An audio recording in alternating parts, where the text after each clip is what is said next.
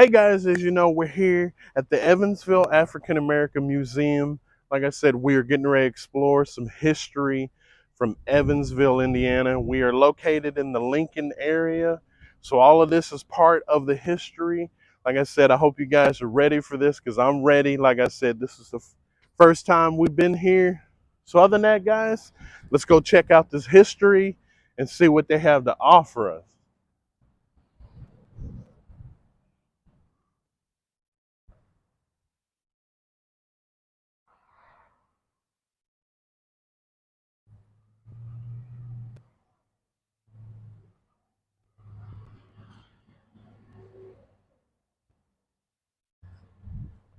I am so ready for this. I hope you guys are ready. We're getting ready to go inside of the museum. So other than that, guys, get ready.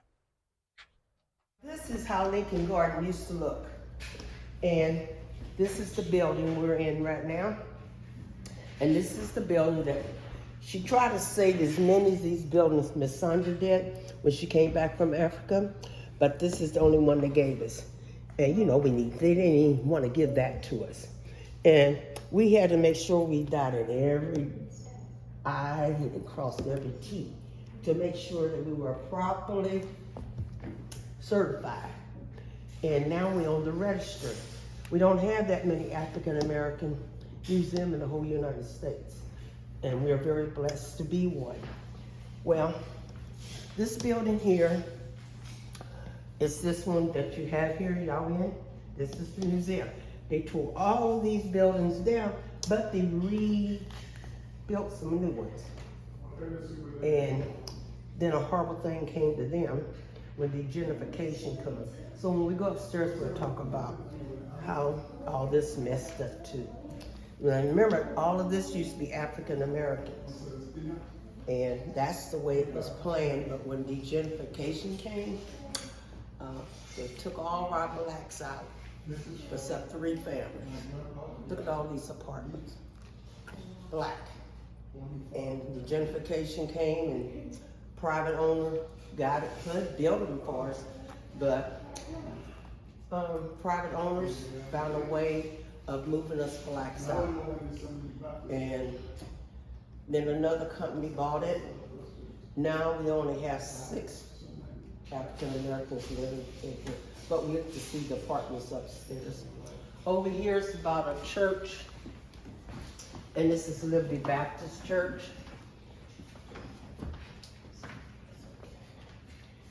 And this down the street, well, these old houses were around that church. And so they tore all of that area down and they started building Lincoln Garden. And so this is the beginning of Lincoln Garden.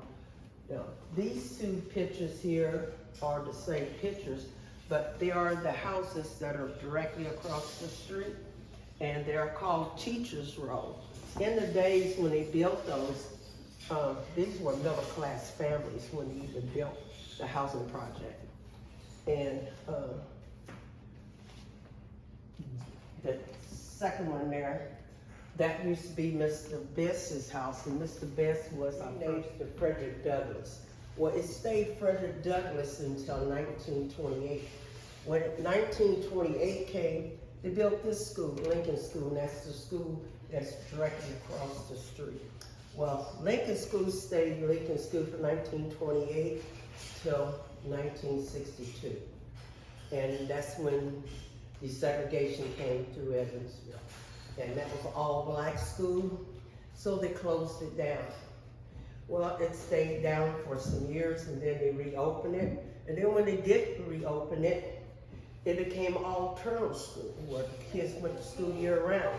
And you're back to going to school year-round. You need a break, don't you? And so it became a problem for parents, because some kids went to that school, some of the kids didn't. So they closed it down again. But this time when they reopened it, they put it on the schedule where all schools were on the same time. So now it's kindergarten through 7th grade, 6th grade. These kids over here. That lady there is Miss Shaden. Miss Shaden is our president of the museum, but she's also assistant principal at Lincoln School. This here's old business. This is Mr. Mormon. His liquor store was on the corner there, and this was his son's barber shop. So he built his barber shop right next to his father's liquor store. This is one of our newer barbers that's on Lincoln Avenue. This is Sharkey. And this is Miss Sandra, who you're gonna hear me talk about. Miss Sandra is the founder of this museum, but she had a newspaper, and it was working very well. But by her getting to be 80 years old this year, she gave it up, and she sold it to Liberty Baptist Church. And so, but she still kept her novelty shop in her house. You know, she was running a paper and a novelty shop. So she still needed something to do. So you can go there and get beautiful artwork, cards, purses, different things that she had there. This is have you ever been to a black art gallery? We have one right down the street. That's Mr. Twyman, and he has some lovely artwork. Just put it there. This here is our jazz. This here tells us about in 1960 to 1961. We used to have Jazz Fest here in Evansville. And Logan was my intern last summer. And he proved to us how well he loved jazz. So as I said, everything in here is by a grant. Well, we got a grant for him, and we put this jazz showcase up. What you want to read in this book, it'll be in this book, and you can sit down and you can read it. That quilt you see up there, 7th grade students made that quilt with the help of their art teacher, Miss Cynthia Pate. And the first square is about the baobab tree. And that's the tree of life, they also call. The next one is ship trade, how they sold the slaves all up and down the river. The other one, they're in bondage. The other one, they're working in the hot fields for the slave master. They have overseers watching them so they can't escape. The other one here is the emancipation. That's the American flag and the Confederate flag. And that's the brother saying, am I not a man, a brother? That's his dignity and his pride, how he's being treated. He's shackled down. The other one, that is 3 abolitionists. That's Harriet Tubman, Frederick Douglass, and anybody know who the man is? The white guy, everybody know? That's Mr. Levi Colton. Most people don't know about Levi, neither did I, until I had to study that. Mr. Levi was a Quaker. I don't know if you know anything about history, but Quakers were a great help for slaves, helping to freedom. Mr. Levi started dealing with slaves when he was 15 years old. And he went into the barn one morning, he found a slave hiding. And so he helped that slave. Most whites would have done something horrible to a slave if they found him in their property. But that was a young man, his family never did anything or owned any slaves. So he wasn't about slaves, so he helped that young man to help him go on to freedom.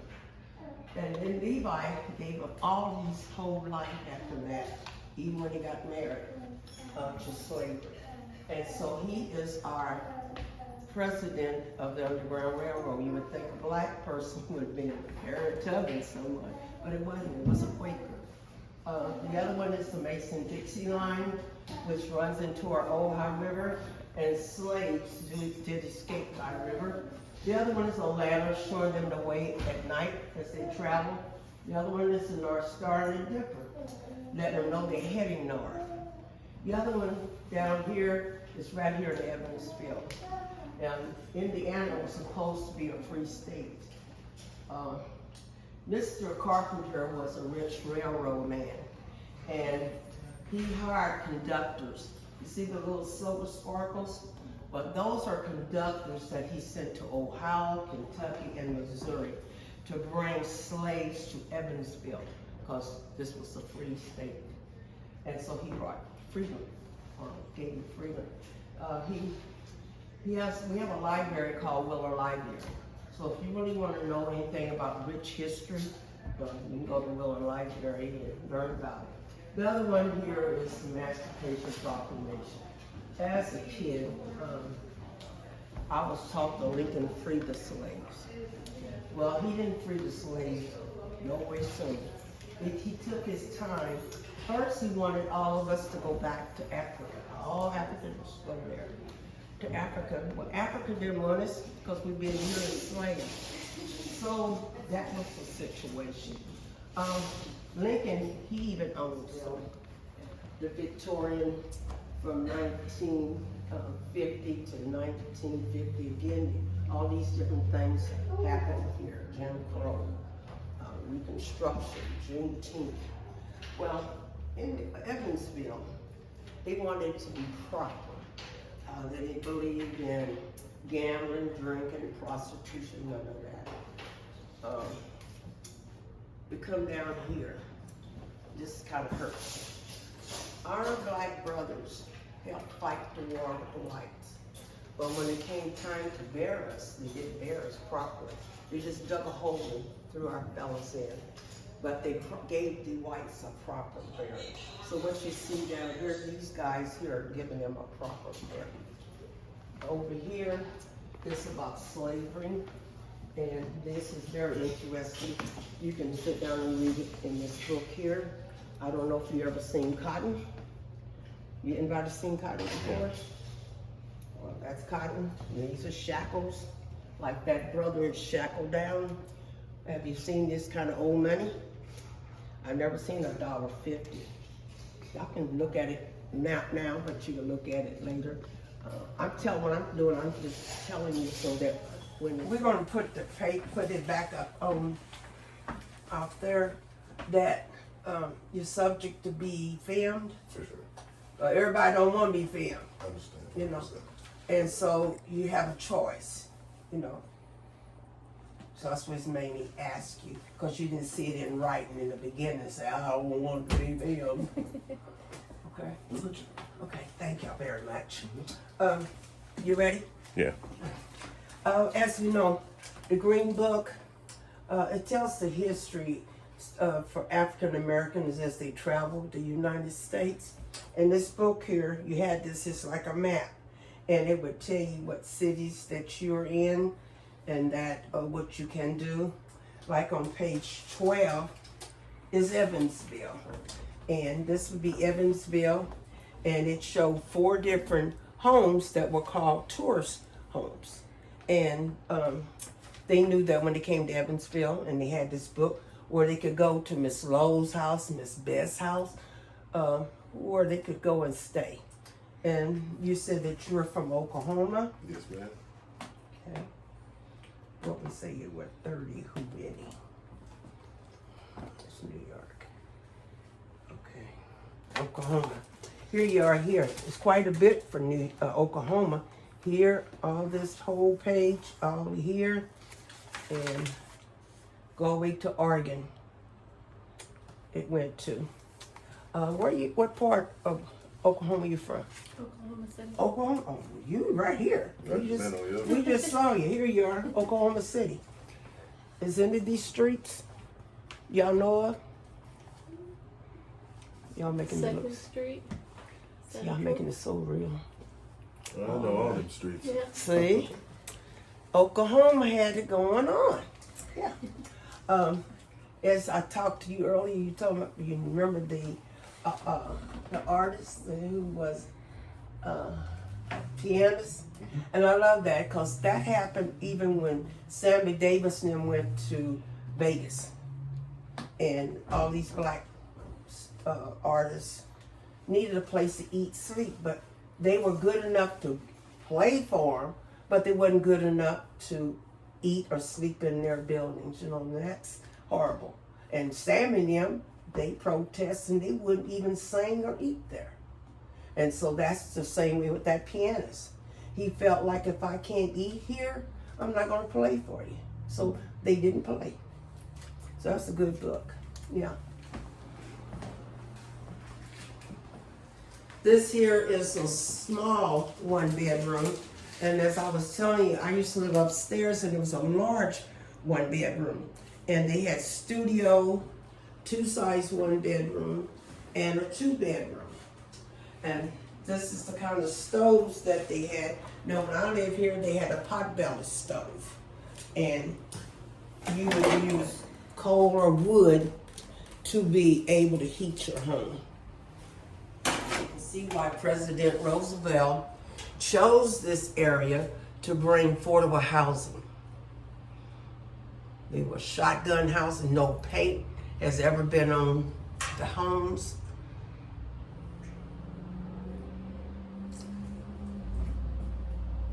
In the kitchen, they didn't know what we were going to do with these apartments, so they took out the sink, and the sink would have been here, and it was a double sink, and Mom could wash her dishes in one sink, or she could wash her clothes in one sink here.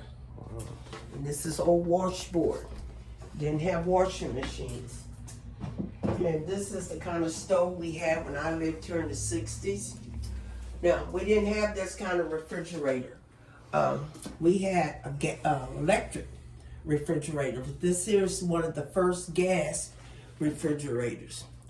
They had ice box, then they went to gas refrigerator, then they went to electric. And that's what we are on today, electric. In Lincoln Garden, they had studio apartments. They had 2-size 1-bedroom, and they had a 2-bedroom.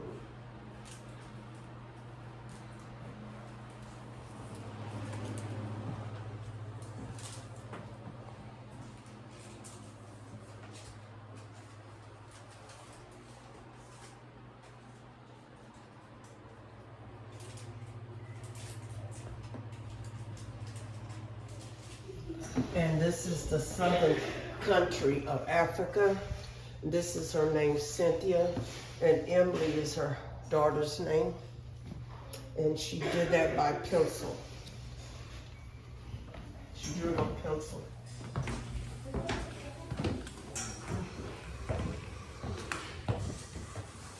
We like for our students know that great people came from Evansville and went out in the world and done great things for our country. Mr. Sprinkle, when President John Kennedy was running for president, he was his personal advisor, and he came from Evansville. He wrote this book, The History of Evansville Black. This is the Lincoln Clark Douglas room. In 1928, Lincoln School came my first African American high school. Well, when they built it, they couldn't play sports with any white school in the city. So Denton and Taylor, they fought the fight so they could play any school in the city. This here is Uncle Donald, this is Ted, and this is Mr. Miles. Mr. Miles, this was his mom's apartment, and this, of all the teams they played, we ended up starting playing white schools, and we played Jasper. And Jasper was very prejudiced in those days, and they still prejudiced today. They cheated us out of 1 point, so they won the game. In 1940, they went to Tuskegee, Alabama. You need to get over here and get that. They went to Tuskegee, Alabama, and they won that championship, and they brought it home. In 1939 to 1940, they won 22 games, and they only lost 1. Their last year, that they played Lincoln. They won 17 games and they only lost one. This here's, did you ever come up here and take any of these? Well, this is what you do. Okay. If you want to know about African American Civil War, you put your hand there and it plays. When you go there, Mr. Miller downstairs, his mom and dad were teachers and principal. Well, when his mom was a teacher at Harper School, they treat her very harsh. The teachers, the students, the parents. And one of her students, when she came into her homeroom, had wrote the N-word on her door. And she found out who he was. So she's sitting down and she talked to him. And he started crying because he knew he'd done something wrong. Well, when he came a young man, he went out and he taught his kids about racism. So he comes back to Evansville to find Miss Maggie to thank her for teaching him about racism so he was able to teach his kids. So that's in that there. Was the only school we had around here. So students came from Rockport, Newburgh, Mount Vernon to go to school here. And this gentleman here, he graduated in 1946, and he's my dad. Wow. Yeah, and my grandmother made sure he rode that school bus 5 days a week. Well, today we still have the same thing going on, only it's going to Princeton. Yes, ma'am.